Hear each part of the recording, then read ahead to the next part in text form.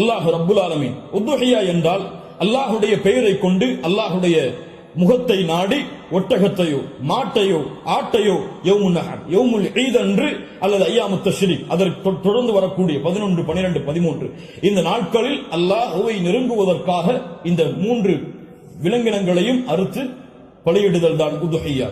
அல்லாஹ் ரப்புல் ஆலமீன் கூறுகிறான், இன்னா அத்தைனாக அல் கௌசர். அல்லாஹ் ரப்புல் ஆலமீன் நபியே கௌசர் என்ற தடாகத்தை உமக்கு வழங்குகிறான்.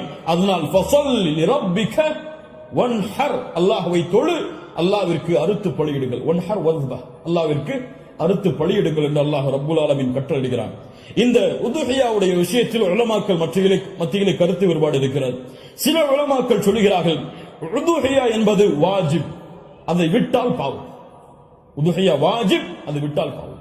ஆனால் ஜும்ஹூர் அஹ்லுல் இல்ம் உலமாக்களுடைய ஒட்டுமொத்த கூட்டத்துடைய கருத்து என்னவென்றால், பெரும்பான்மையான உலமாக்களுடைய கூட்டத்துடைய கருத்து என்னவென்றால், உதுஹியா சுன்னா, விட்டால் மக்ரூஹ், விட்டால் வெறுக்கத்தக்கது. அல்லாஹ்வுடைய தூதர் தங்களுடைய இறுதி 10 ஆண்டுகளில் ஒருபோதும் உதுஹியாவை தாங்கள் கரத்தால் அறுப்பதை விடவில்லை.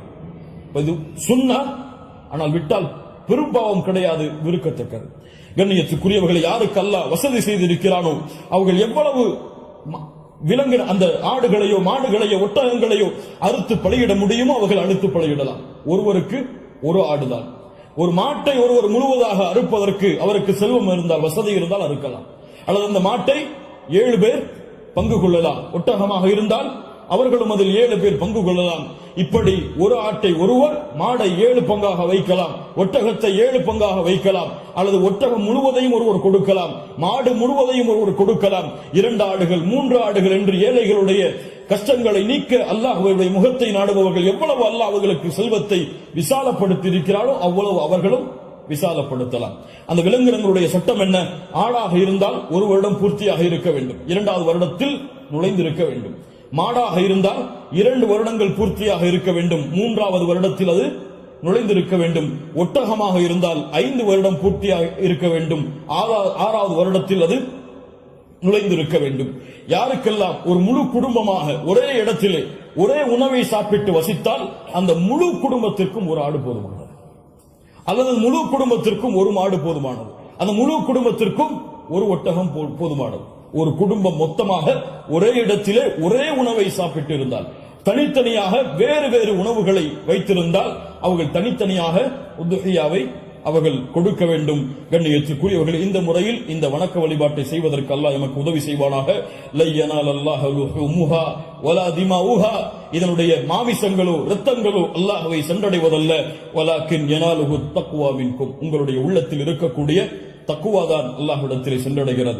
கண்ணியத்துக்குரியவர்கள், நபி இப்ராஹிம் அலைஹிஸ்ஸலாம், இஸ்மாயில் அலைஹிஸ்ஸலாம் அவருடைய தியாகத்தை நினைவு கூறும் பொருட்டு இப்ராஹிம் அலைஹிஸ்ஸலாம் தன்னுடைய மகனை அல்லாஹ் அறுக்க கட்டளையிட்ட போது, நான் அறுக்க தயாராகிறேன் என்று இப்ராஹிம் அலைஹிஸ்ஸலாம் அல்லாஹ்விற்காக தன்னுடைய அல்லாஹ்வுடைய கட்டளையை ஏற்க துணிந்ததை போன்று, யா அல்லாஹ் நீ கூறினால் எதையும் செய்வதற்கு நான் தயார் என்ற தன்மையை வெளிப்படுத்துவதற்கு தான் இந்த யௌமுன் நஹர் யௌமுல் ஈதுடைய தினத்தில் ஆடுகளையோ மாடுகளையோ ஒட்டகங்களையோ அறுக்கக்கூடிய கட்டளை அல்லாஹ் கொடுத்திருக்கிறான்.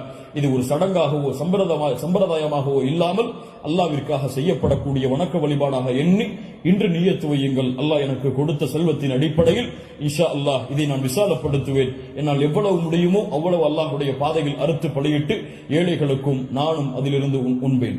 கண்ணியத்துக்குரியவர்களை, சிறந்தது என்னவென்றால் நாம் வாழக்கூடிய இடங்களில் அறுத்து பலியிடுதல் தான் சிறந்தது. நாம் வாழாத ஊர்களில் அறுத்து பலியிடுதல் சிறந்தது கிடையாது, உலமாக்களுடைய குர்ஆன் சுன்னாவுடைய ஆதாரங்களின் அடிப்படையில். அதனால் நாம் அறுத்து முழுவதுமாக நாம எடுத்துக் கொள்ளலாம், அல்லது ஏழைகளுக்கு முழுவதுமாக கொடுக்கலாம், உறவினர்களுக்கு முழுவதுமாக கொடுக்கலாம். இதில் ஹதீஸ் அடிப்படையில் தெளிவான ஆதாரங்கள் எவ்வளவு பங்குகளை வைக்க வேண்டும் என்பதற்கு கிடையாது. ஆனால் 3 பங்காக வைத்து கொடுக்கப்பட வேண்டும் என்பது ஹதீஸ் கலையிலே ஹதீஸிலிருந்து இஜ்திஹாத் அதை ஆய்வு செய்து முடிவெடுத்த உலமாக்கள் இப்னு கையிம் போன்றவர்கள் 3 பங்காக அதை வைத்து பங்கிட வேண்டும் என்று விளக்கம் சொல்கிறார்கள். இன்ஷா அல்லாஹ் அதுவும் சிறந்ததுதான். 1 பங்கு எமக்கு, இன்னொரு பங்கு உறவினர்களுக்கு, இன்னொரு பங்கு ஏழைகளுக்கும் கொடுத்து உதவலாம். அல்லது பங்குகள் முழுவதுமாக ஏழைகளுக்கும் கொடுக்கலாம், அதிலிருந்து நாமும் முழுவதுமாக சாப்பிடலாம். இதில் எந்த தவறும் கிடையாது. அல்லாஹ் ரப்புல் ஆலமீன் இன்னும் விளக்கங்கள் உங்களுக்கு தேவை இருந்தால் உலமாக்களை அணுகி அதை கேட்டுக்கொள்ளுங்கள். அல்லாஹ் ரப்புல் ஆலமீன் இந்த இறுதி 10 நாட்களை கண்ணியப்படுத்தக்கூடிய இந்த இறுதி 10 நாட்களில் அதிகமான அமல்களை அமல்களை செய்து அல்லாஹ்வுடைய பொருத்தத்தை பெறக்கூடிய நன்மக்களாக அல்லாஹ் ரப்புல் ஆலமீன் என்னையும் உங்களையும் ஆக்கி அருள் புரிவானாக. அஸ்ஸலாமு அலைக்கும் வரஹ்மத்துல்லாஹி வபரகாத்துஹு.